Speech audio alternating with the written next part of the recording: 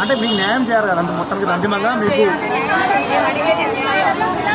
తప్పు జరిగింది, తప్పుడు మాకు న్యాయం చేయాలి.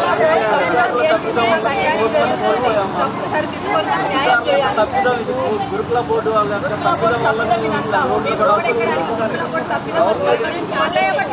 డిసెండింగ్ ఆర్డర్ ఫాలో అవ్వలేదు. కామన్ పేపర్స్ పెట్టి డిసెండింగ్ ఆర్డర్ ఇవ్వకుండా మాకు అన్యాయం చేశారు కాబట్టి మేము న్యాయం కోసం రోడ్లు ఎక్కవలసినటువంటి పరిస్థితి ఇప్పుడు మాకు నెలకొన్నది.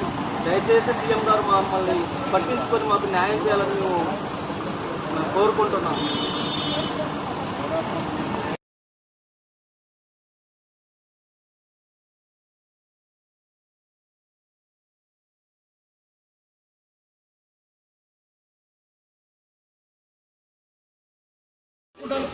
ఇది కూడా వేసుకోవచ్చు కదా,